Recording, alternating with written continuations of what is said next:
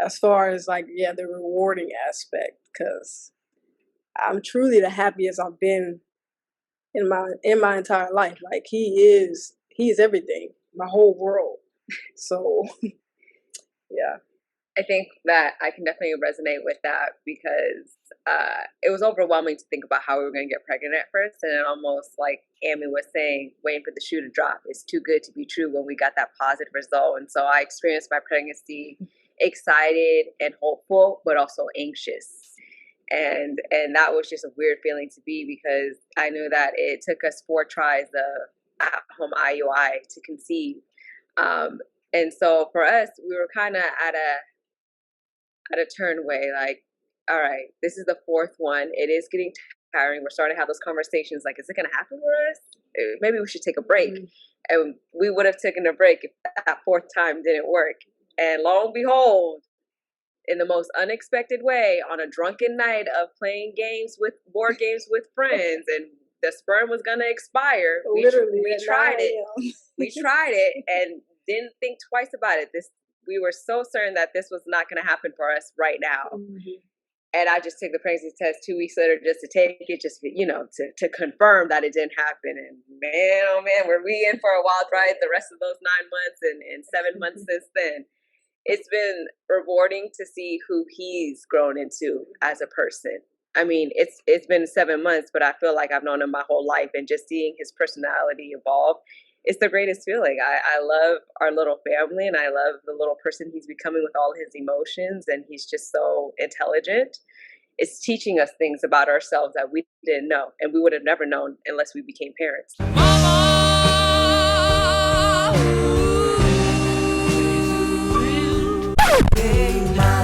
I know I act a fool. I got you. Yeah. Look what you've done. Look what you. Mama, you know I love you. There's no way I can pay you back, but the plan is to show you that I understand. You all appreciate. Hello, beautiful people. Good morning, good afternoon, good evening. I'm your host, Drake, D. Drake, with Everything Culture, the podcast for all cultures, the podcast of the purpose. And happy early Mother's Day, or happy Mother's Day, or happy after Mother's Day. But this is our Mother's Day special that we have every year, that usually we bring a group of moms on. They talk about their experience being a mother, their perspective, their thoughts, their feelings, their experience in total. And we get to listen. This is a little bit different from last year. Last year was a little emotional. I won't put the clip right here. But the year before, we always bring a group of mothers, and they talk about what we just said, being a mom. And we want to say thank you to our guests ahead of time, and we greatly appreciate y'all being here. And welcome to the discussion. We're streaming this on YouTube. If you want to go watch us on YouTube. And quickly, let's get to the shout outs. Hello. Hey, moms. How y'all doing? Hey, we're good. How are you? I'm superb. I'm feeling great. Let me tell you that. I am feeling great. Wonderful. And I'm just happy to have y'all here. And some of y'all came last minute. Some of y'all know about it a little bit ahead of time. But I'm just grateful to have y'all here. And some of y'all have had the makings of you. Some of y'all have not. But it's all good. We will get there. But let's start. Let me just pick our first guest, or the first panelist. Melissa, can you just say hi? Hello. How are you? I'm good. Shanae. Hello, how are you, B? I'm great. Thank you for joining. Key. What's poppin', baby? It's popping all around. We good. Angela. Hello, how are you? I'm good. And then Amythst. Hello. Thanks for having me. Thanks for being with us. So, y'all introduce yourselves. So, get into it. I know we have someone else that's here, but just stepped away. Can you share, said hi. Tell us about your kids and, give us the ages, and what they identify, or you identify them as. I'll go. I always tell people I have 2 only children because they're 14 and a half years apart. I have one adult that's 30 years old, and then I have a 16-year-old who's still in high school. And so I parent them very different. And one is a son and I have a daughter. Thank you. And that's from Shanae. Well, my name is Angela, and I have one daughter. She's 27 years old. She just turned 27 on April 29th. And she has 2 children. So I'm a grandmother of 2 with one daughter. And my only child is equivalent to about 4 kids because she is rotten to the core. All right, we'll get into that. Okay. Melissa. My name is Melissa. I have 2 kids. My oldest is my daughter, who will be 18 in July, and my son is 15. High schoolers. Okay. High schoolers. Key. Well, coming in with the baby, 7-month-old. We have a little boy. Yeah, he just turned 7 months yesterday. So he is moving and grooving right now. Sound like he's working, y'all. He's crawling?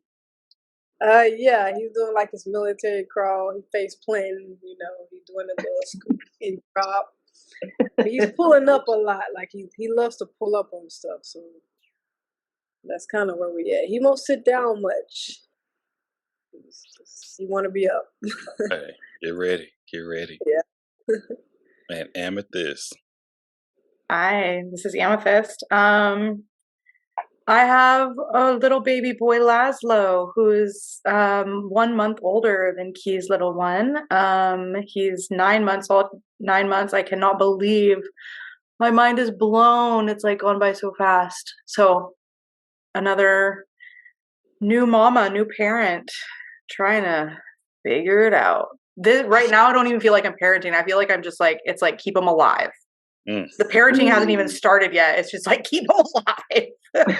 And I do this. So far, we're both still alive. So, success. And you're going to always feel that way. Again, I have a 27-year-old and I just try to keep her alive. Oh.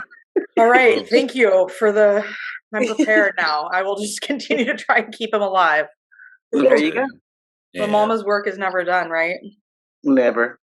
And let me tell you, she has stories, like legit stories, trying to keep her alive that I'm like, goodness. And I know we have someone that's off camera right now, but I know they probably handling things. So we're there they are. Hello, Catalina. Can we fix this? Can we fix this? Hello. Welcome. And this is the other mother for little Easy. Yes, Easy's other mama. Love my partner time. Love it. And I'm like, once again, we know he's face planting. He's doing the military crawls. If y'all don't know, he hit the elbows. He can be moving around. He's moving around. But y'all really was touching on the first question, or the first discussion point, let's say that, is for everyone, do you feel that you were prepared to be a mother? I do. Okay. Mind sharing a little bit about that? I feel that I do because I had, my nieces and nephews prior to having my own child. And I still have a very close relationship with all of them as well. But I was like the other mother for them, or the other person that they would go to when mommy had to work or daddy had to go somewhere or something. They would be with me. And before I had my child, they were always with me. My oldest niece I believe she just turned 33, 34, and Destiny. And then she had a brother, and my sister, when she would be at work and when she had somewhere to be or whatever, we would take care of them. And it was a great experience. We loved the kids, and they still migrate to us no matter what. Those two, my niece and nephew. And my sister, who's on here as well, Shanae, her oldest child, the one was just turned 30, she was like my child, was always with me. So I felt like when I had my own, I was prepared. But of course, it's a whole different situation when you have your own child. They're with you 24/7. And whereas when being an auntie, I can send them back home or take them back home. It was only for a few hours or maybe a day or so. But now you have your own child, you got 24/7 here. But I believe I was prepared for it. I was prepared. She came early bird. She was a preemie. So I had to prepare for a lot of stuff in the very beginning. So, but yeah, I think I was prepared. Yeah, absolutely. Thank you. You're welcome. So I would say I also parented a lot of my nephews and my nieces and cousins, babies. It gave you some good starter points. I don't think you're ever prepared until it's your kid, because it's a different type of and I mean, I was a placement. My sister's kids got removed, so I was their placement. So that they were with me 24/7. But still, it's a different type of parenting style, and parenting with your own kids. I feel it's a struggle to kind of make sure you don't know if you're doing anything right. You're kind of just winging it. Kind of like Amythst just said it. You're just hoping either you had good parents and you follow them, or you had not so good parents and you decide to do the opposite of what they did to you, and you're really winging it. So I would say I'm more in the middle. I mean, it gave me some good experience. Started being a parent like as young as 9 with my little sister and brother that are about 8 years younger than me. So yeah, I just think I'm more in the middle of being prepared as a parent. We had to be prepared. It was no mistake welcoming our baby into the world. It was very intentional. And so I'll speak for myself and say that he's the biggest blessing that we've been preparing for nearly our entire relationship. We knew we wanted to be parents. We knew it wasn't going to be easy, even though we have baby easy now. And yeah, it was just one of those things that being in a big family and growing up around kids all the time, I loved kids. I loved being with kids. I nannied for a large part of my college career, and so I was used to it. And now having my own, I just feel like motherhood was a calling. And he's 7 months old, so he's still a baby, and it's just been so natural for us, and it's felt good, and it's brought us so much closer. Yeah, I'm one of 6, and I'm second oldest. So I've been around, and my mom's worked 2 jobs, so I was always at home with my siblings. Granted, like Melissa said, nothing really prepares you for your own child, but you can get them small stepping stones. And I would say that just mentally being prepared is a lot of preparedness that I appreciate, because we were mentally prepared. I was very mentally prepared, not knowing what I was getting myself into at the end of the day, but I was still ready for the challenges, the good days, the bad days. Well, not bad days, but the challenging days, the tougher days. Yeah, the tough days. Yeah. I had always spent a lot of time with all my friends, I'm like the last one in all my girlfriends to have kids, and like my community of people. And so I have spent a lot of time with those kids, all those babies, all those years, and I really thought I was prepared, and holy smokes, little Laszlo just showed up and just knocked me on my ass. I didn't really I wasn't prepared for the emotional piece, like he was saying, like that emotional weight and responsibility that now sets in is just it's ever present, and it's amazing, but it's also I don't know, it feels really big.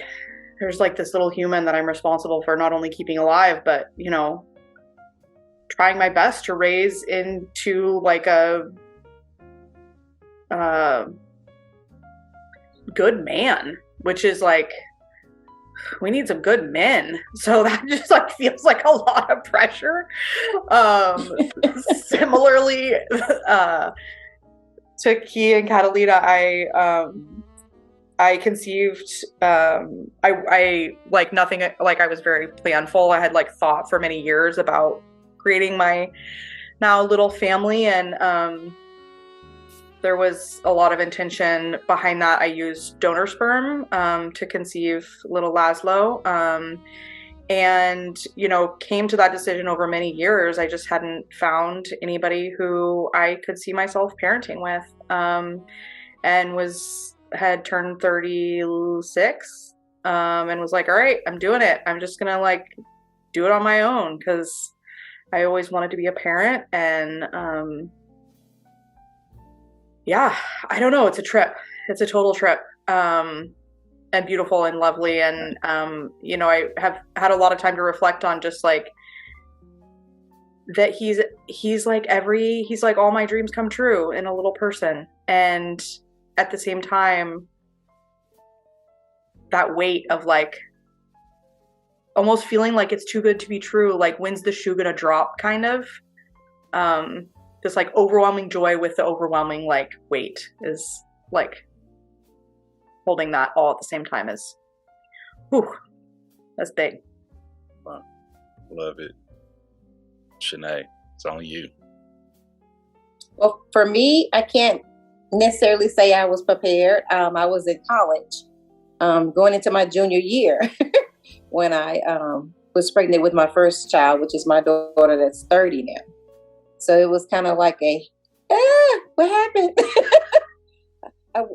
Wasn't quite planned for it. However, she came into our lives and was a blessing. I am still with my high school sweetheart, and she was one of the best things that came out of our relationship. And then along comes, years later, hey, you're pregnant again. I'm like, wait, what? What's going on? And of course, that they're miles apart in personality, and how I parent them is so very different. And it's funny because I started out trying to parent my son the same way I parent my daughter, and he was the one that says, hey, you can't parent us the same. Because of what you're saying, it doesn't make sense to me. And so I'm like, oh, okay. So he changed my mind on how I thought parenting should be. And I think it's made me a better person for that. But in all, I'm loving being a mother. I wouldn't take any one of them back. They're here. I'm loving them, and we're just doing life together. Wow. Love it. Love it. Love it. Thank y'all. Thank y'all. Thank y'all. So I'm going to lean on this question right here. So what has been the most rewarding and challenging experience in motherhood? And that goes from the pregnancy, the birth, the, childhood, the teenage years, adulthood. Let us know, share a little bit with it. What has been some of the, as Amythst has said, this is the best thing ever, as Catalina said, knew it wasn't be easy, but they got easy now. Okay. Share some a little bit. And I know some of us have adult children, kind of prepare us with things to maybe expect. Yeah, I don't mind starting out. For me, as I said before, that their range in age is so broad. But having said that, that meant that my pregnancies were so different. So I was young, 23, when I had my daughter. So young, vibrant, full of energy, can do almost anything, because I was at that young age. And then at 36, I had my son. And that's like, ooh, very different way of thinking. I'm now a career person. I'm not this, this young person, trying to still figure out life. I'm, doing very adult grown things, paying bills out of my own. So that looks very different from when I was much younger. But the pregnancies were both about the same. There was, no trouble either way. I have asthma really bad. So that's the only problem I had throughout both pregnancies was my asthma got really bad. Because the lung space and the baby space was all kind of hooked up in there together. However, everything worked out fine, on each side. But that's probably all I can say about either one of those experiences. But again, just learning and parenting them differently, also disciplining them differently. Whereas I could get on to her and with a stern voice and she would be a little afraid of me. He's not so much. I have to he's the show me from the show me state. Either I have to get with him or I have to say things in a very different way, or, take things from him in light of games and stuff that he likes to do. Whereas I could just get on to her and, she would be like, oh, okay, don't call my mama, don't do that. And he's the opposite of that. So that's the biggest challenge for me, is making sure I stay firm, try to make sure that I'm, giving guidelines wherever they need to be, because I'm like the other, ladies on here. I want him to be the best him he can be. And I'm also, with her being an adult and having her own child now, which I forgot to mention that, but I'm a grandmother as well, trying to make sure that she's parenting her daughter, to be the best, little person she can be as well. Love it. So for me, I would say the most rewarding thing truly is seeing that positive result.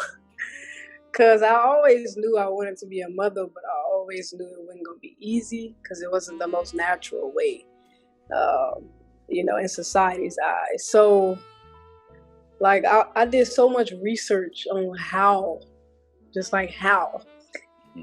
you can do it, all the stuff you can buy and everything. To get pregnant. Yeah, to get pregnant. And just to really wake up and actually see that positive result was one of the most rewarding things I've experienced in my lifetime. And also finding out the gender, because everything in me wanted a son. I've always wanted a son. And for that to be my first child, it was like universe. Like the universe was on my side the entire time.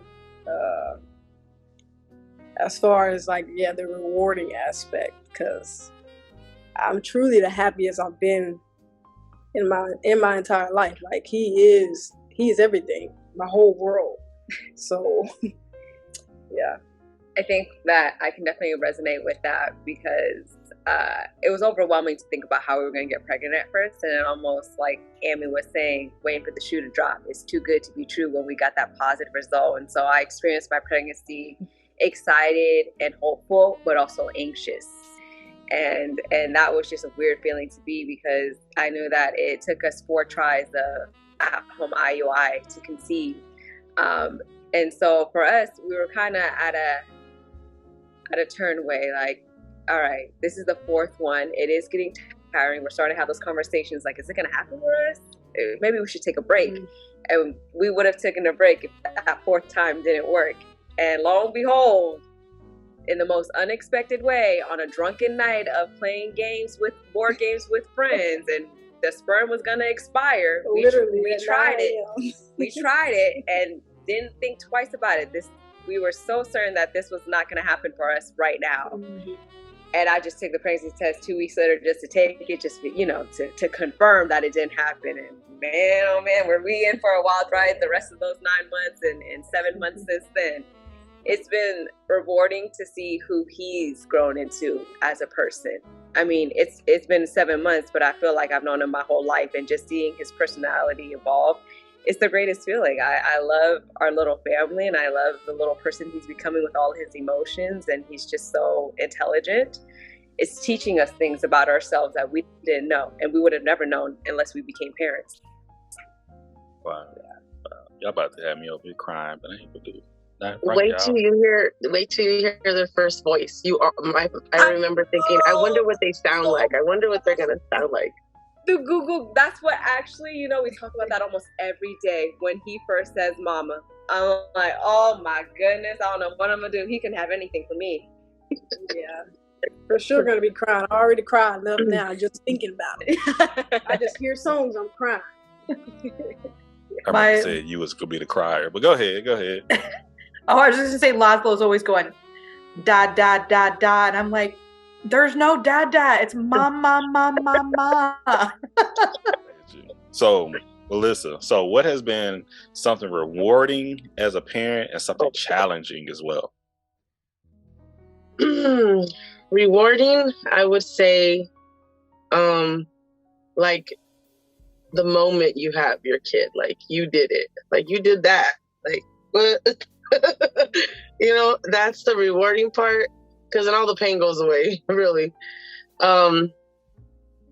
Rewarding, yeah. And I think the milestones of like them walking, crawling, all of those milestones, when you hear their first little cute little raspy voice or whatever it's going to be, it's just, the most challenging is something that I'm going through right now, is that no matter how much, this might sound like a backhanded compliment or something, but no matter how much you do for your kids, no matter how good you think you're doing it, better than what you were done to you, or just all the parenting classes, everything that you've actually researched or try to do better than the last, or better than was done to you, and no matter what, you're always gonna fall short as a mom in their eyes for some reason, any reason. You're always that's the challenge, because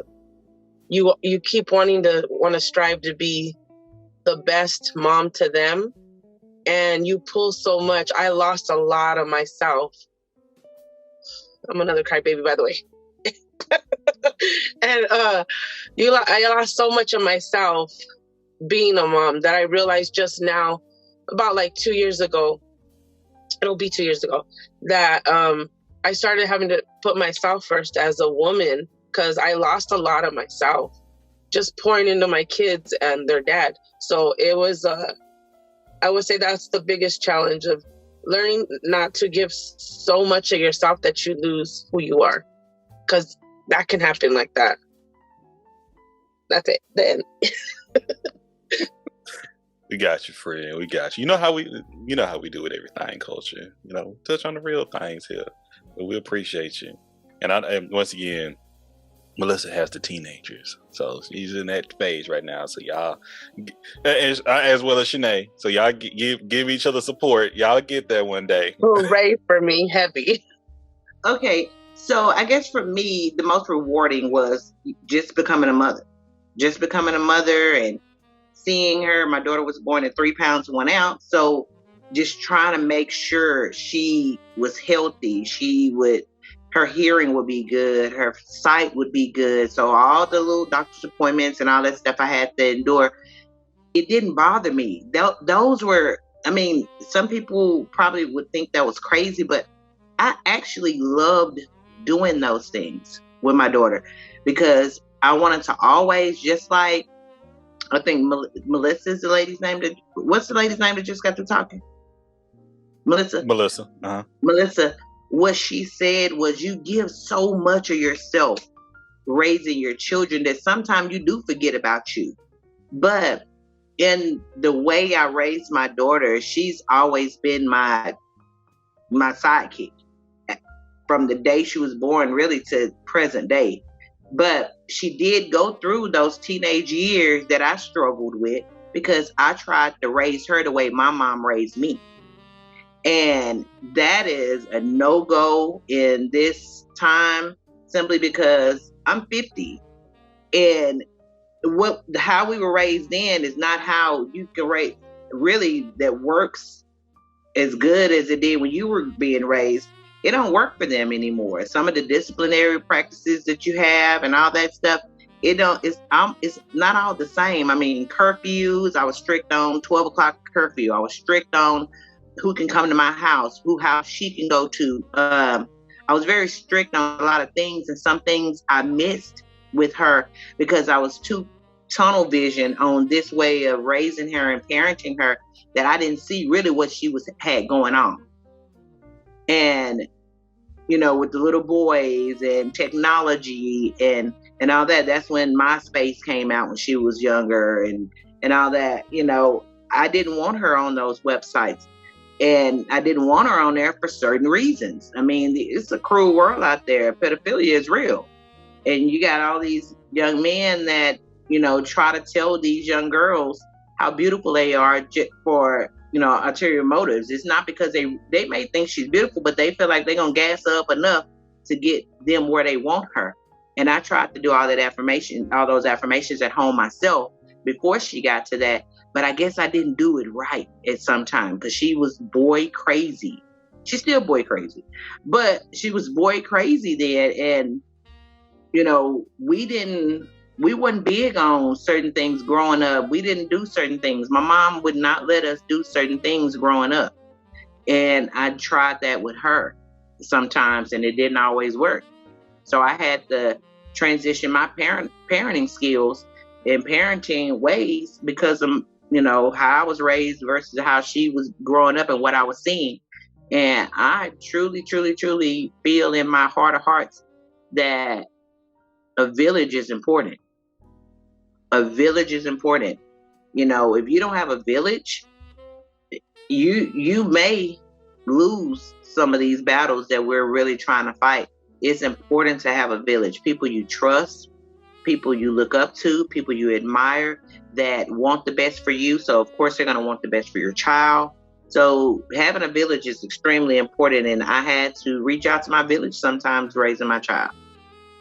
And I still do to this day. But those were mainly my challenges during the high school years. And then another great accomplishment, it wasn't my accomplishment, obviously, because I'm not the mama of the grandbabies, but seeing my grandbabies be born and the mother that my daughter is, she love her children. And I absolutely love that. And I hear a lot of times say, Mama, I love my kids just as much as you love me.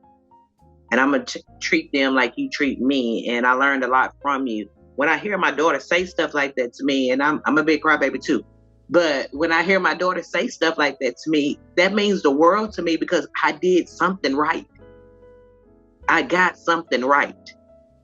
That she's going, if she's looking at me like that now, she didn't always look at me like that though. Remember, the teenage years, it's a battle, especially when you have girls.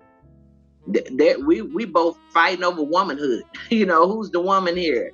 But I'm going to always be the woman. I'm the queen, right? And she just my princess. That's how I look at her. But it was a struggle. It was the power struggle of the household. So now, having our own place, raising our own children, and I step in when needed. I will do what I can do. But to hear her give me praise and give me, pats on the back of, Mama, thank you for doing this to me. Thank you for talking to me like that. And now she has a little girl, so she see why I was certain ways with how she dressed. And, you got on a dress, pull your dress down and close your legs. Don't sit on a man's lap. Don't do this. Don't do that. I mean, I'm big on a lot of stuff and I'm huge on respect. And now I see how she talks to my grandbabies. They have to respect her. It's yes, ma'am, no, ma'am. Yes, sir, no, sir. They don't get away with stuff. And I love it. I love it because I didn't raise her to be that way. And that's big for me. Yeah, hit me right here in the heart. Yeah, I need to stop all that. Boy. Thank you. London been on the show before. She been, and I'm proud of my nieces, and I call them, even though they're my cousins, I call them my nieces and things. So I love to hear that. And thank y'all so much for sharing. And they call you Uncle Brandon. I know. They don't call me all the time, but and we only a few years apart. Ain't nothing major, but I'm proud of them and what they're doing. And y'all touched on they love to respect you though. That's something big that you did. You did that. And thank you. And the thing is, it's building those relationships. It's part of the village that we have. Just like, I look forward to seeing Easy grow up in age as well as little Laszlo, I really do appreciate the connections we have with one another. Mm-hmm. I grew up in a multi-family dynamic. Been raised by my grandparents, been raised by my mother, a little bit by my father, quite a bit by my auntie, y'all mama, So I know, but the whole time I tell people, no matter how I was raised by my family. I can't say I was just raised by one person.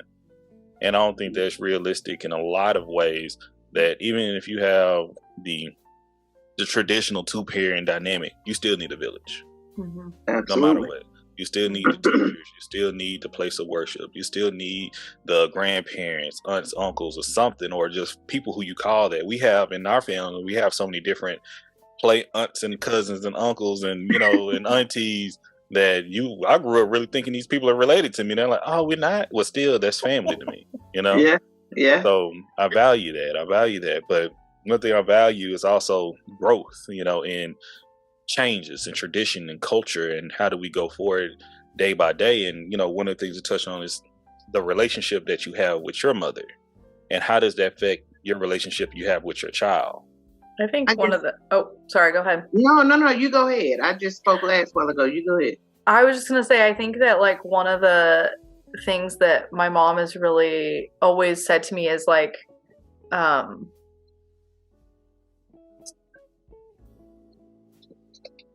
she always like wants us, I have 2 sisters, older and younger, so I'm middle, and I'm like the quintessential middle child. And my mom always is like, this is it. Like, this is your life. Like, you're living your life right now. And I think that's one of the things that's like both that I've taken from my mom, and that's also been the hardest with Laszlo is like, I look at pictures when, even a month ago, and I'm like, oh my gosh, he is growing up so fast. And it's just like a blink. And I think a struggle that I have is like trying to like stay in the moment and like be really present with him, and like just soak it all up, because life is busy and I get distracted by my stupid phone, and I'm working and I'm trying to make sure that he's eating something. I'm not even trying to go for like a well-balanced diet here. I'm just like, just get anything in your mouth, kid, and I am happy. Like all the things, like trying to like, still find time for myself, so I'm not so focused on him. And I don't know, it's a lot to juggle, right? And as moms, we all know that this is like part of our struggle. And I think one of the things that I've really taken from my mom is like, this is it. Like, this is your life. So soak it up. Like, I don't know, live it, do the things that you want to do. And she's such a free spirit, and she like takes advantage of like, she just like travels, and she really experiences and lives life in this like really beautiful way. And I think that that's something that I try to take from her, is like her adventurous spirit, which is not like like how I'm like totally, that doesn't come easily to me, I guess.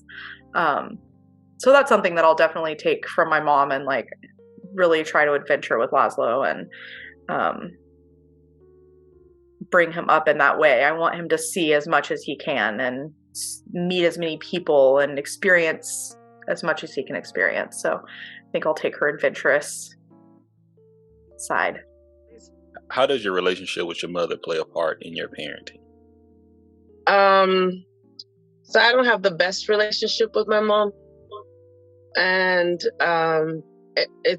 I kind of said it before, I just try to do, so I have 2 tias that help raise me, and I take a bits and pieces from them. And then my nana, they've instilled a lot of goodness in me, and I just try to, and I was raised in the church, so I just try to raise my kids the way, because I feel like the church, you can't go wrong if you raise them in the word. It's like that verse, if they stray, they'll come back to it. I just know that I want them to be good people, loving people, and just to be, share God's love with other people, just be just good, genuine people, but also, not be so much of doormats. I feel like there's been a time where, I'm also one of 6 from my mom, second oldest. So I also raised a lot of kids or helped. And it was, mine and her relationship has never been the greatest. I look like my dad, so they divorced about 30 years ago. So that, having said that, I was just never the favorite in any way. So that, even now at this age, I really try to work on a relationship with her, because I want my daughter and my son to see that, you know, you can be the bigger person and you can love somebody from a distance, you know, even if when they're being toxic as hell with you, you know, you don't always have to have them right there. And it's okay to go visit them from time to time, call them, check on them.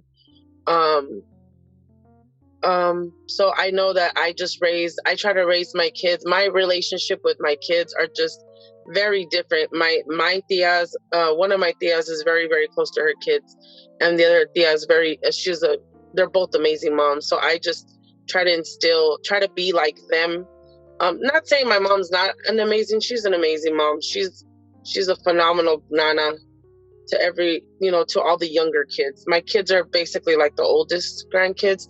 So it's, I just try to make sure that I tell my kids the facts of what it is, because they ask why I am not close to my mom.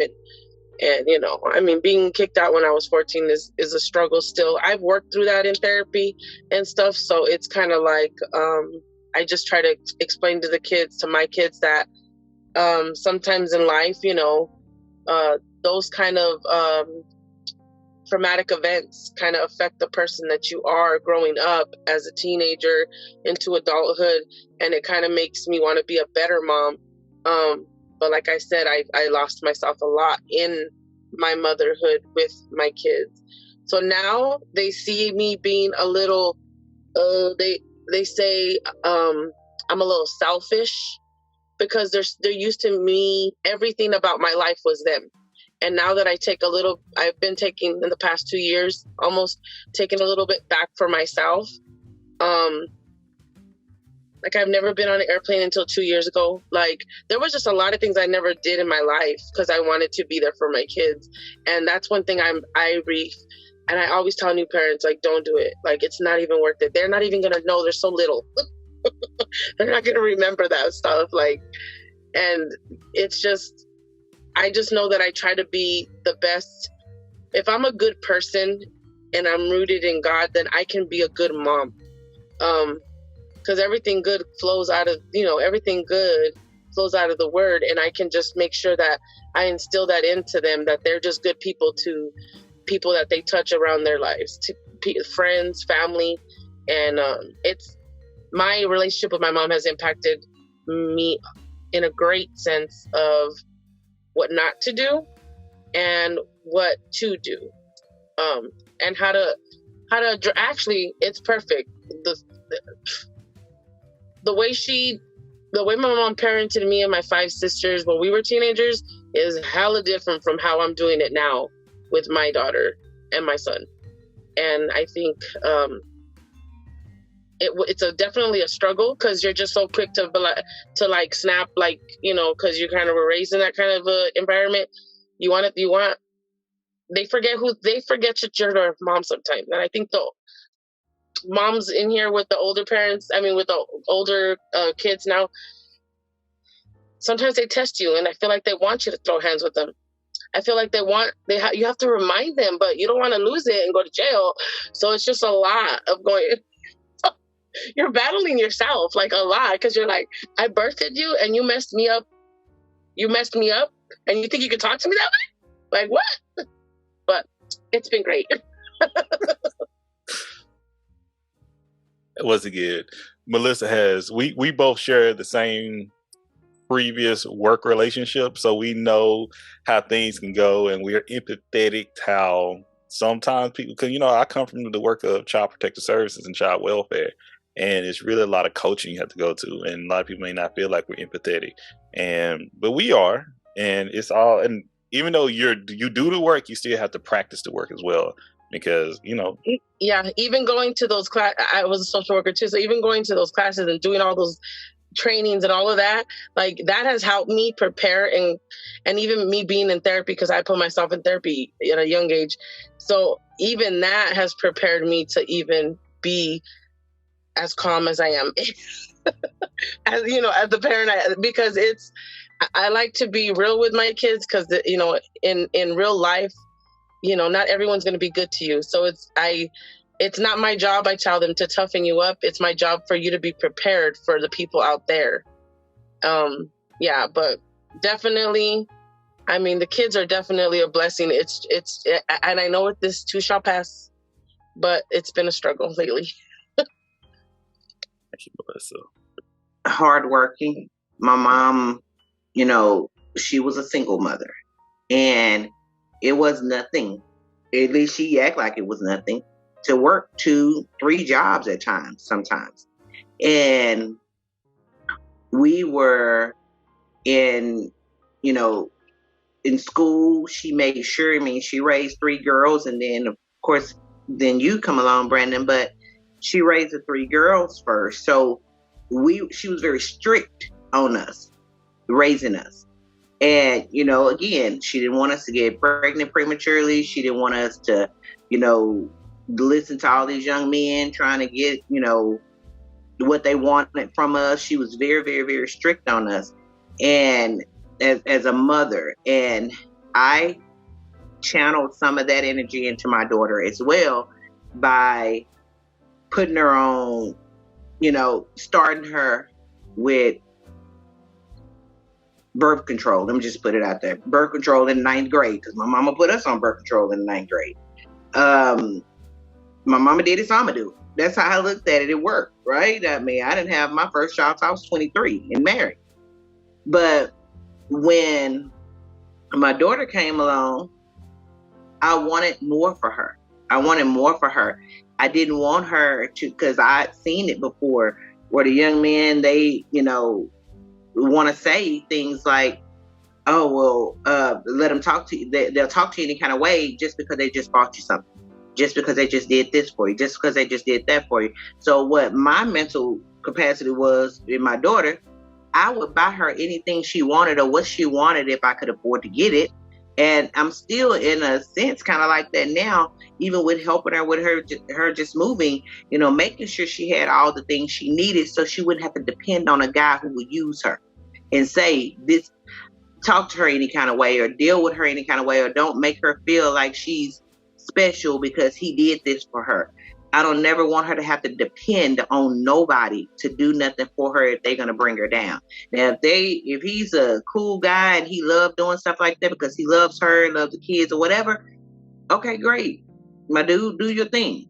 But don't hold that over her head or dangle that over her head. That's why I'm doing what I'm doing for you, because you're going to do what I need you to do for me. So I'm that type of person that I don't never want her to feel like she got to depend on nobody to do it. So get out there and get it yourself. Young lady, work. If you need to work 2 jobs, I'll help you if I can. Let's do it like that. I don't ever want you to feel less than because somebody made you feel that way. Get it how you're supposed to get it. Nobody can never hold that over your head. And my mom was that type of person where she would work 2-3 jobs. I mean, we lived a great life. I must admit. Things happened, but we lived a good life. We were in the band. Sinead was a big drum major in the band, and we were big into school. We went to parties. We enjoyed ourselves, but we knew what we couldn't do too. We knew how we had to respect the household, because she did not play that, and she would embarrass you if she had to. So yes, I've been, victim of her embarrassments many times, because I felt like I could do what I wanted to do because I'm Angela and I'm the baby girl and I could do what I wanted. Nah, she made sure she checked that real fast. But at the end of the day, she made us be hard workers, and I instilled that in my daughter. She loves her job and, wants to make as much money as she can so she can take care of her children. And she loved those kids. She absolutely do. And I love seeing her with them. So that's what I, gathered from my mom, the hard work and the work that. For me, it's somewhere similar to what Angela's saying, like the hard work that I saw her doing. And the biggest thing too was work for what you want. Don't steal. Don't try to, get over on the system. Don't try to, get things the illegal way. She was very big with saying, if you go to jail, you're going to be there. And she didn't sugarcoat it. She just let you know. And so that some of those things I can tell to my own kids. I'm like, hey, you know how to get it. You know what's good and what's not good. You know how to keep yourself out of trouble. do your best to be the best person you can be and live your life as such. And so those things I took away from her, and all those things I tell my kids, work hard for what you want. Nothing's going to come to you for free, and if it is, question that. Why is it free and why is it, plentiful? You need to figure all those things out so that you don't find yourself in trouble. And so those are some takeaways I had from my mom, and how hard, like I say, she worked and showed us that if you want something, you get out here and work for it. Don't try to get nothing for nothing. So I'm a child of immigrants. Both my mom and dad are immigrants, and if it's one thing that I learned from my mom specifically, it's really similar to the previous two shares, and that you got to work hard for what you want out of life, but also don't give up on your dreams and know when to lean on your village. That's absolutely okay, because my parents were young teenage parents. My mom had my brother when she was 16 years old, and then every 5 years since, she had a kid. And so for her, it was just like, okay, she had, her first child in high school, and then she had another one early in college, and another one when she was really in community college. And then from there, she had to get into her working profession. And quickly she recognized, like, she didn't want to give up going to school. She didn't want to give up going to work, doing what she liked to do, her time outside of the home. And it wasn't because she wanted to be away from her children. It was because that she wanted to reclaim her identity, in a sense, as a woman, as a person in this world, like, and motherhood was a part of that identity, but it wasn't her entire identity. And so now I really resonate with that in hindsight, as I'm looking at her experience and reflecting on that. That's exactly how I feel with my own child. Is I want motherhood to complement the rest of who I am in my life, but not to overcome and take over my life so much that I don't recognize myself, because I was intentional about my life decisions. That's gotten me to where I'm at now at 29 years old. And so it's prepared me to be, in my opinion, a good mother, a prepared mother, more than my mom had the opportunity, at 16 years old. So just reflecting on her decisions to know when to use my grandma for help, because my grandma lived with us, and my grandma she was illiterate. She didn't know. My family's from Cambodia. She didn't know how to read and write in Khmer. She didn't know how to read and write in English. So there was no getting a job for her. She's an immigrant herself. So when she came here, it was really hard for her to assimilate, to learn the language, and nobody could really understand her because there weren't anybody that could read or write Khmer, and she couldn't read or write Khmer. So there was that huge language barrier. And so ultimately that fell on my grandma's lap to be like the caregiver of our family. She took care of all the grandkids. She took care of not just me and my siblings, but, my cousins too.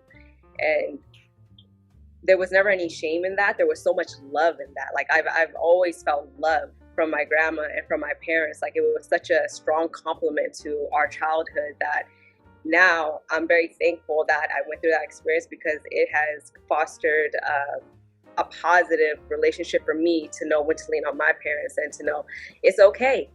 Easy can go and be with them for a little bit so that we can go out on a date, or I can go out to brunch with my friends or something. It's okay to lean on your village, and it doesn't make you a bad parent for doing that. Yeah, like I said earlier, I'm one of 6 girls, and my mom's had us a year and a half apart. So independency and hard work was a lot of what she preached, which I'm still very much independent now. I don't really ask for much. I'm the one who left the nest. Everybody's still back home in Mississippi, and I would say that was a lot of love, but there was a lot of lack of time to be there and just show us some of the things that we needed, especially as women, and you being a single mother. So right now, for me, like, I'm very, very intentional about time with my son. Like that's probably like the biggest thing for me is time, because I know what it feels like not to have that time with my parent, especially only having one. So like I wanna work hard, but I also don't. You know what I mean? Like, and I felt like I put myself in a position enough to not have to do that, especially right now when I feel like he needs me most. And I'm very, very adamant about setting him up for a lot of success that wasn't set up for me. I don't want him to have to work as hard as I did. I don't want him to have to work 2 jobs. I know what it's like working 2 jobs 7 days a week. I watched my moms do that, and then I did it. You know what I mean? It's not really a good feeling, and I don't want him to ever have to do that. I want him to want to do that if he wants to.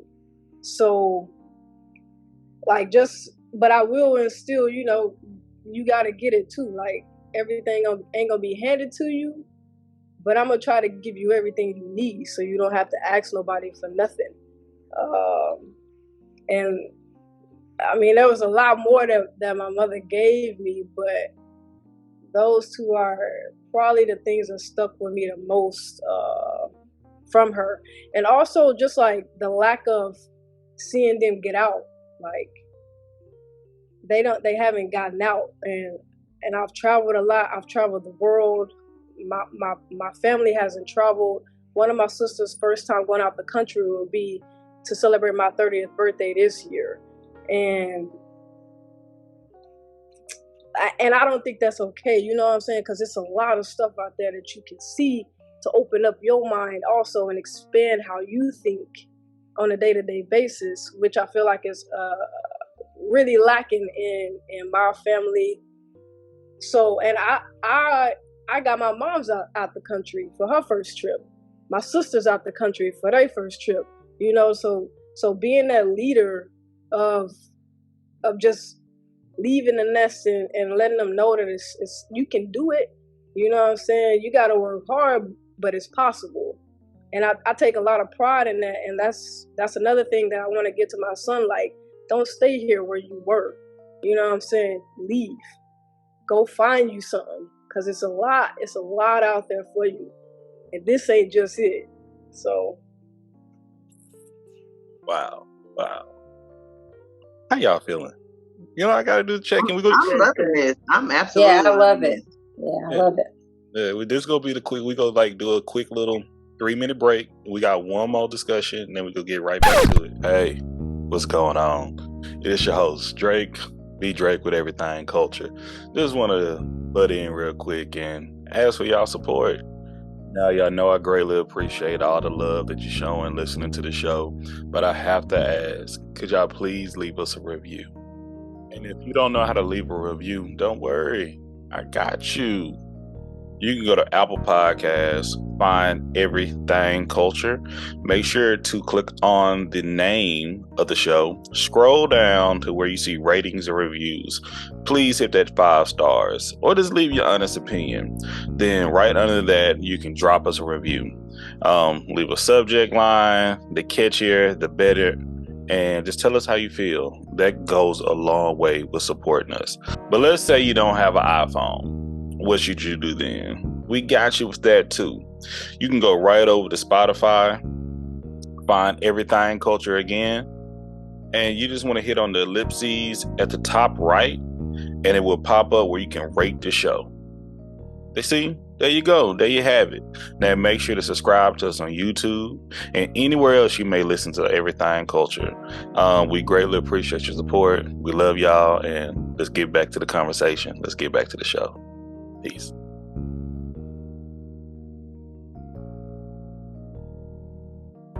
Welcome back, beautiful people. We're back with our Mother's Day special, 2023. We have Melissa, we have Angela, we have Amythst, we have Catalina, we have Key, and we have Shanae. And, you come into the latter part of the conversation, and thank y'all again for joining us.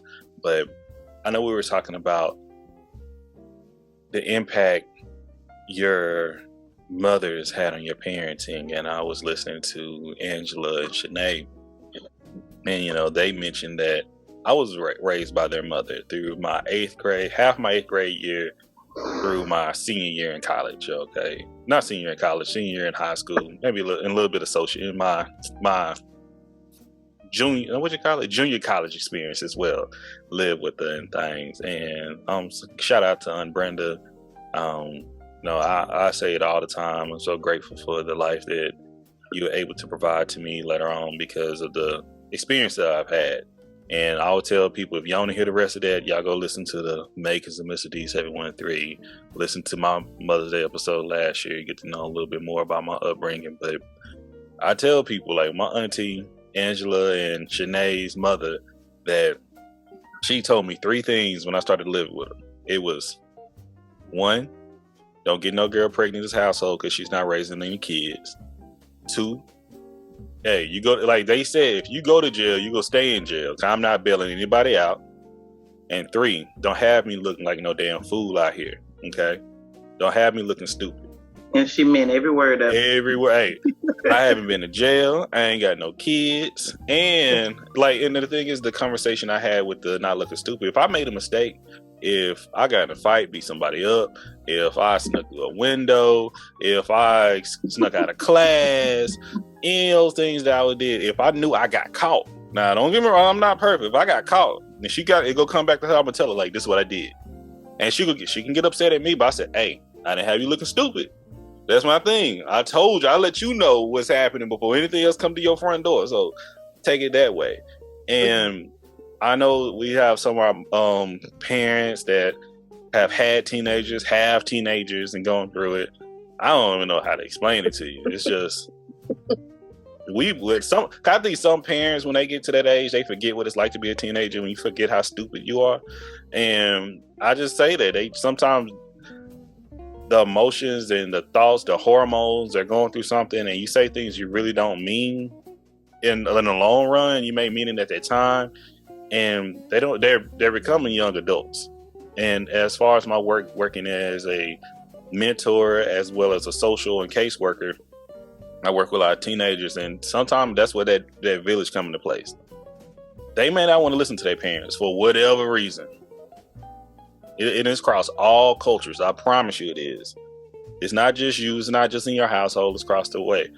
Having someone else to talk to them, having someone they can lean on. I had my Uncle Burl. I had other neighbors in the community. My uncle, oh my goodness. I had Prince down the street and Donna.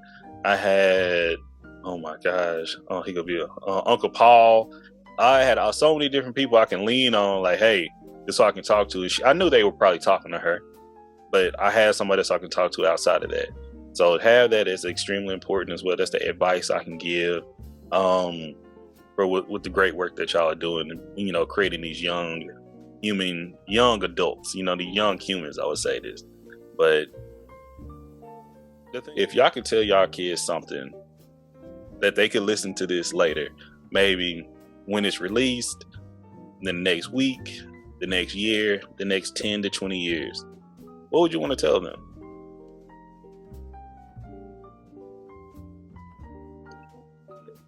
I would say get your education while you're young. Don't wait and get it later. It's harder when you get it later. I mean, I know a lot of people say you don't have to go to school, you don't need a degree, you don't have to you don't need that to make things, and some of that is true.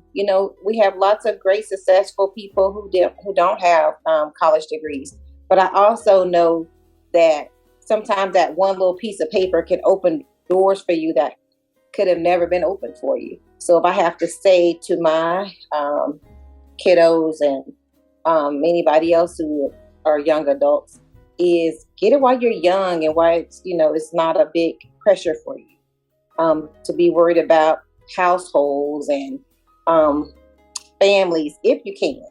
And I'm saying that from experience because, again, remember I was the one that said that I was pregnant in my junior year in college. So when I dropped out to raise my kids and had a family, it took me a minute to get back. I mean, I have a master's and a bachelor now, but I got that when I was an adult. And it's a lot harder to get it once you have a family and a career and, than it would if you just stayed in it and didn't have all that baggage to take with you. Thank you. I guess mine would be don't give up on self. Don't give up on yourself. Don't stop thriving for greatness. and always do the right thing. Even when you don't think anybody's looking and you want to do something that may not be the right thing, but you think it may help you, always do the right thing, because and try everything in you not to lie and not to be a liar. Because first and foremost, you can always remember the truth. If you can tell that over and over and over again. But when you start lying, you're going to have to compound one lie on top of another lie on top of another lie. Tell the truth. Be honest. Lead with integrity. Lead with, trust. Be trustworthy. And you don't always have to trust everybody, but you be a trustworthy person.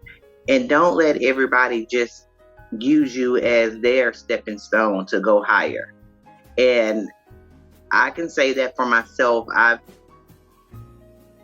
guess in some instances lowered my standards to elevate someone else.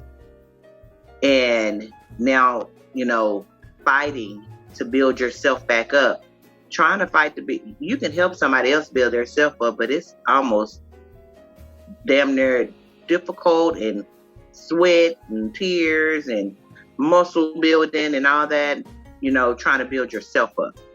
And just be a good person overall. Try your best to be a good person at all times. That way, nobody could ever speak ill will upon you. And sometimes, like what Shanae said, with your education and all that's great. Lord knows, I wish I would have finished college. I wish I would have. And I've been to college, but left. And it didn't have nothing to do with kids. It was just something I just didn't feel like I wanted to do any longer. So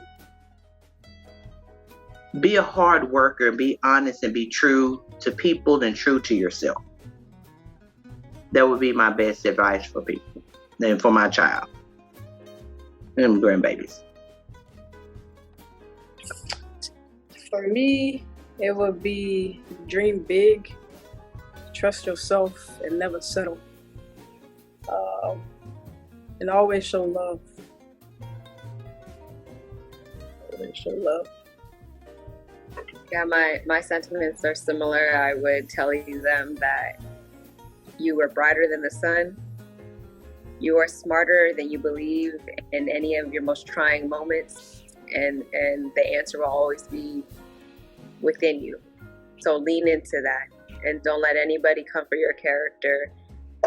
And if they try to, know that you have a village that loves and supports you. And even if you feel like you're making the worst decision you've ever made, know that Mama's still got your back. There's nothing that you can do that's gonna keep us from loving you and wanting to support you. So we are here now, and we will always be here. We love you. To kind of piggyback on the rest of you guys are saying, I would definitely let them know that, and I've actually said this to my kids, there's nothing they can do that will ever have me stop loving them any less than the day they came out of me. I will be your biggest cheerleader. I will be in your corner even after I'm gone. I will always be with you, and to always lead with love as God loved us. And just be good people, be caring, be kind, be strong, and always, always advocate for yourselves. Because at the end of the day, when I'm not here to advocate for you, you got to be your own voice. And, I've always told my kids to, after high school, my one rule was for them to leave. Kind of like what Kay was saying, leave where your roots are, because this world is too big. And I can't believe I just started traveling 2 years ago. This world is too big and too much to offer, too many good people. I've made way more friends with real value out there than I have here. So just live life to the best of your ability, and always lead with love.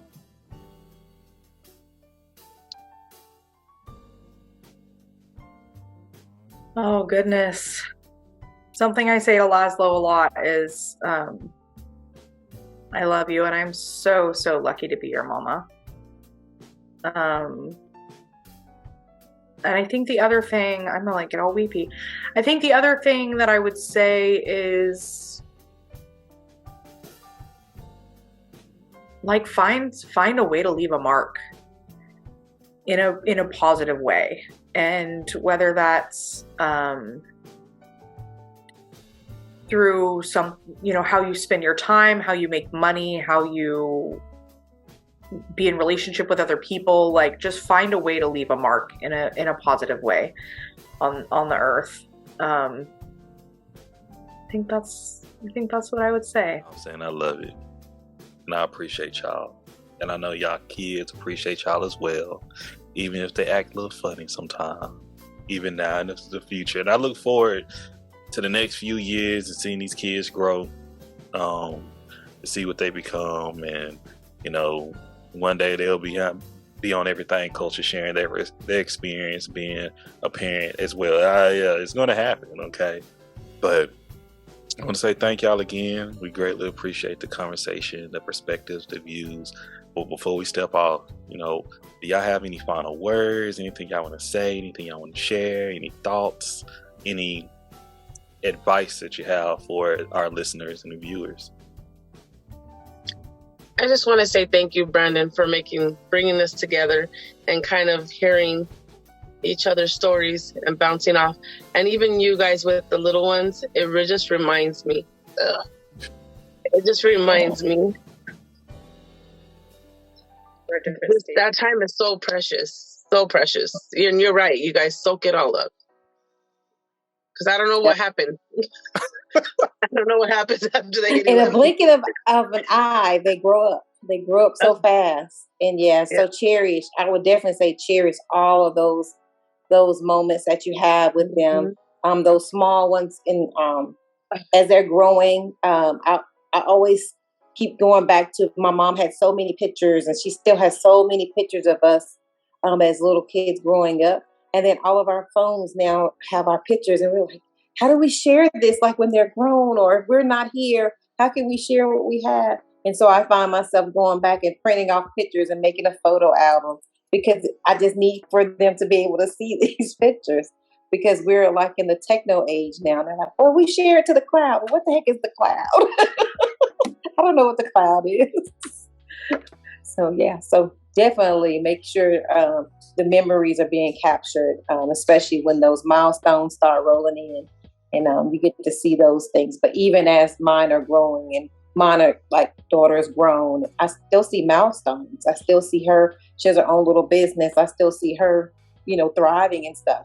My son that's 16, he's in high school.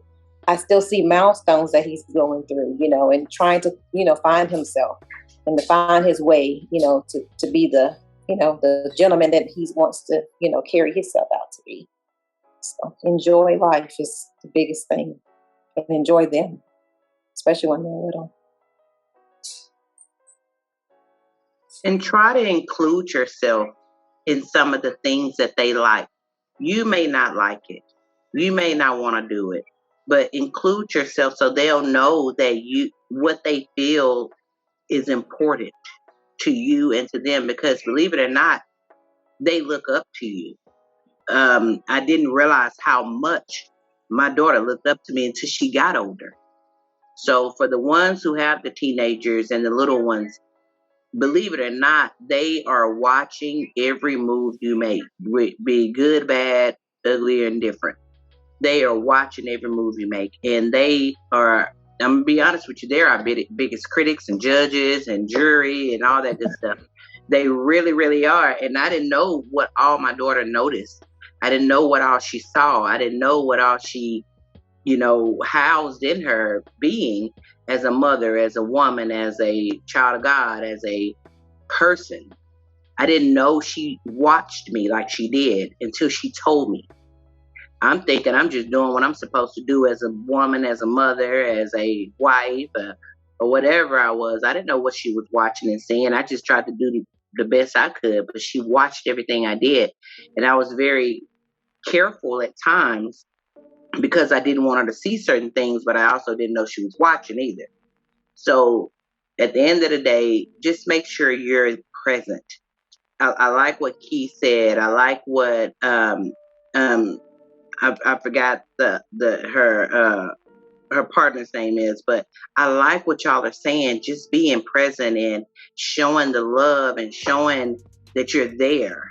If something was to happen or whatever and they fall off track, I mean, it's okay to go pick your child up and dust them off and help them get back on the right track. It's okay to do those things.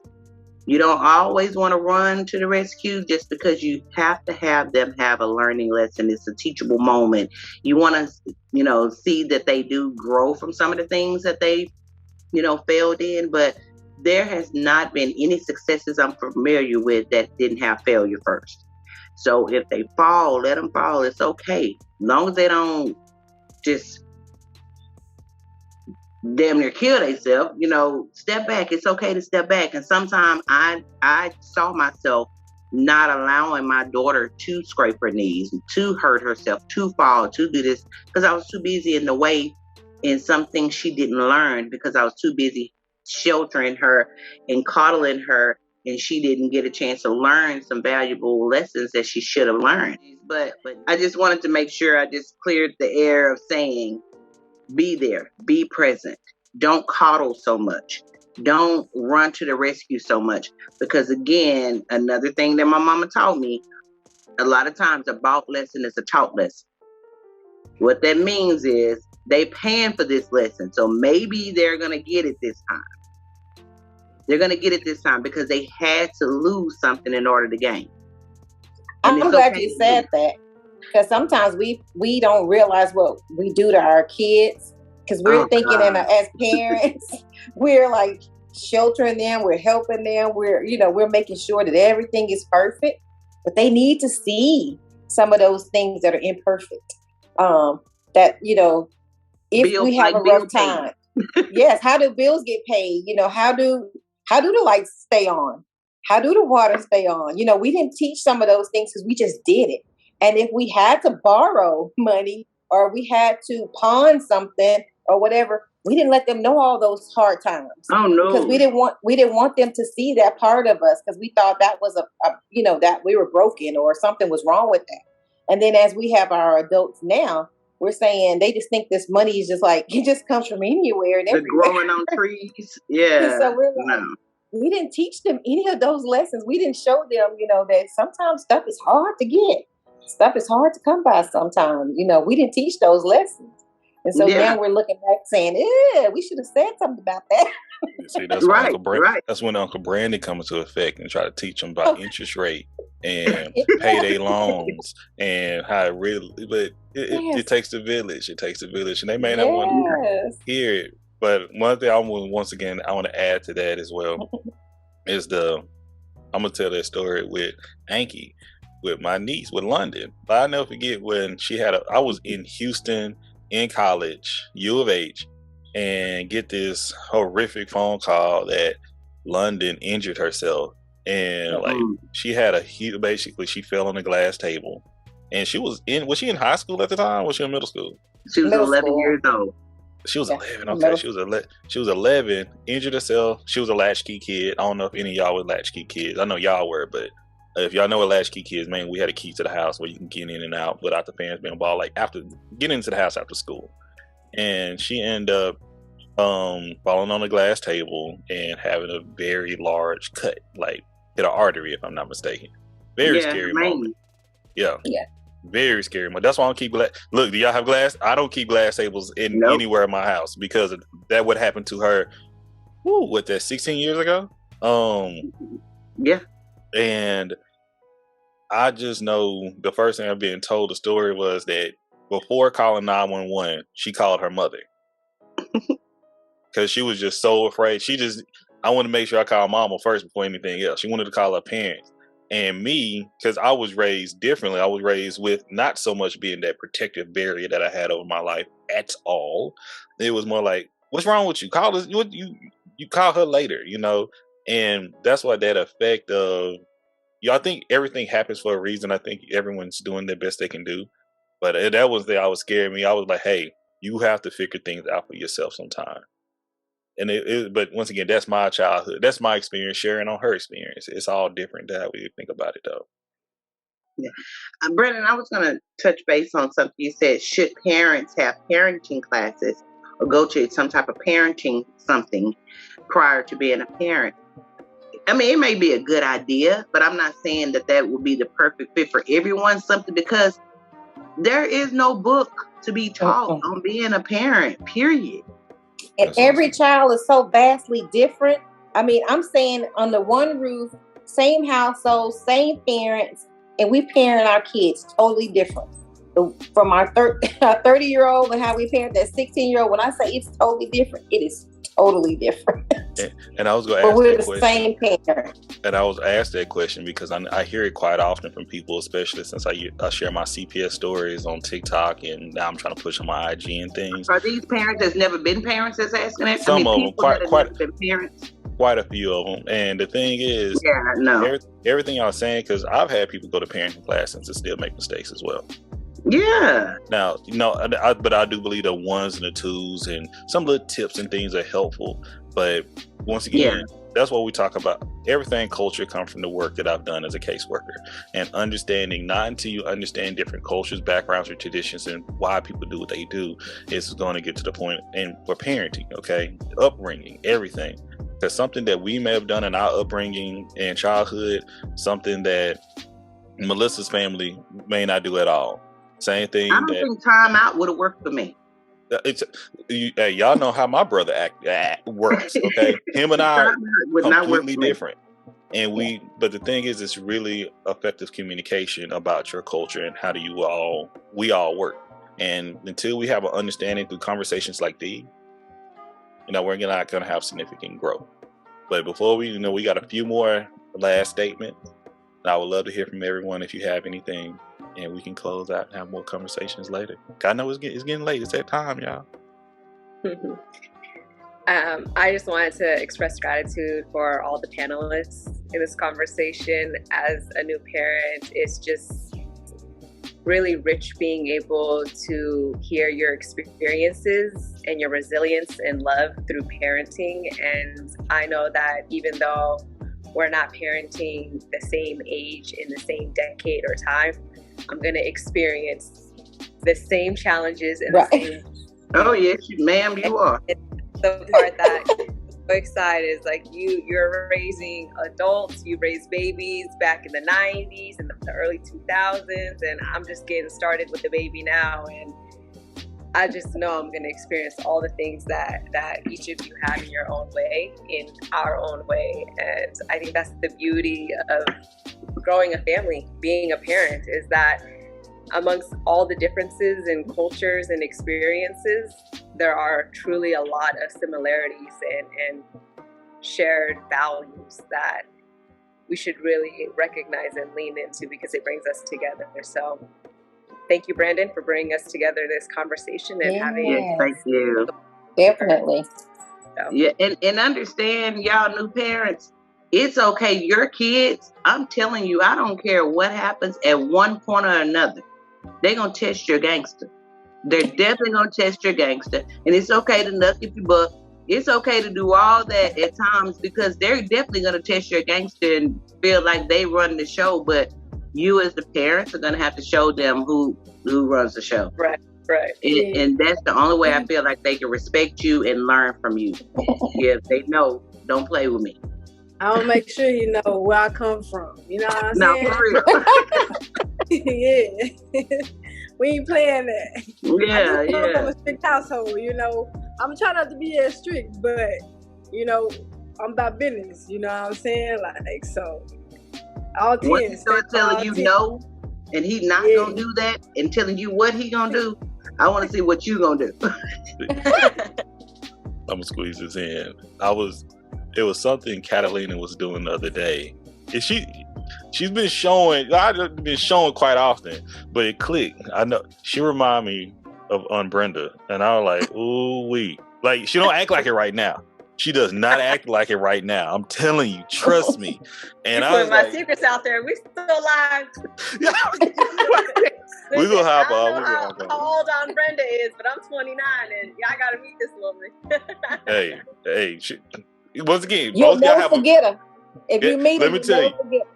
Cause they both have that very professional persona when they click it on, but when you see it, but when they click on, like, ooh wee, like that's what I say. It's like that's what, like come out his shell. I'm like, okay, I'm gonna back up on this one. I think Shanae's more like Mama. I don't know who I'm more like, but I'm not like Mama. Shanae more Mama. Nah, that's you. You think Yeah, I'm that's Mama? Anki all day. Yeah, that's you. I ain't all trying day. to hear that. Yeah. Well, we don't have to go through this because we on live. You know how we can have conversations. I have to regulate things and bring you back to reality. But nah. Yes. Amythst, you got something for us? Just thank you. I like connecting with women and talking with women is one of my favorite things to do, and just I learn so much every time I connect with other women, and I'm so happy to have been sharing space with you all tonight. And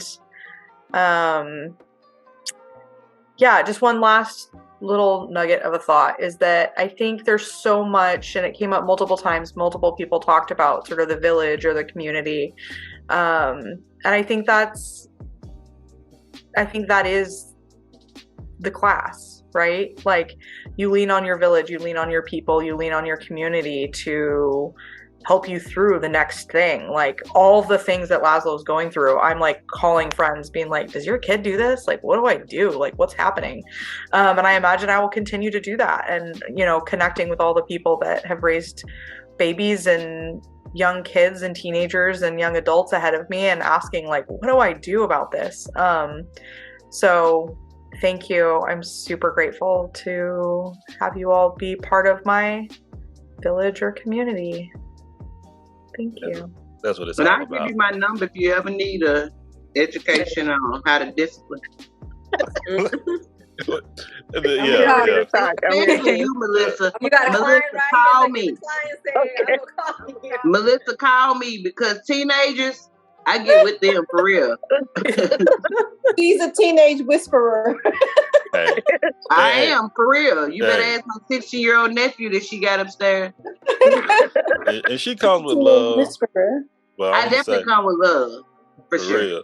But I'm gonna say this because I'm glad, Amythst, you touched on it. I'm telling you, I would think about. I wish you get to the point where, because on our first Mother's Day episode, I stepped off. We just let the ladies run it. Like, completely have a conversation between mothers and just open-ended conversations and topics. And I just want to be here as a moderator at times, just like, hey, just be here for the conversation that we had. And I'm gonna add this here as well before we step off, that I talk to y'all. I talk to a lot of mothers, and I know, me being a male, especially a black male, I'm very specific on my identity. I know, especially if they have boys, they come to me and for conversations or advice. And it's a lot. I always tell my guy, we have to mentor more. Okay, we have to step up. We have to communicate with each other more. And this conversation here, I'll be sharing with a lot of mothers, because a lot of mothers need to hear this. A lot. Like, a lot of mothers come to me crying in tears because of teenagers, and they get a certain size when I speak, and they think they're alone because a lot of us have stepped away from the village per se, and may not have had the type of upbringing and close-knit community that we all have come from. So sharing this is something we continue to grow. I don't have to be the epicenter of everything, but I just want to make sure this is another resource for people to have and come to. So once again, I want to thank y'all again for this. I greatly appreciate it. We're going to end it on our mission statement, and that is Dr. Martin King. It comes from the words of Dr. Martin King Jr., and that is, he believes that men hate each other because they fear each other. They fear each other because they don't know each other, and they don't know each other because of segregation. And because of segregation, we have miscommunication. So we built everything culture on the pillars of respect, communication, and consistency, so we get to know each other, so we can love one another. So we can say thank you to our panelists, thank you to our mothers, thank you to our listeners, our watchers, our supporters in total. God bless and peace. Thank you.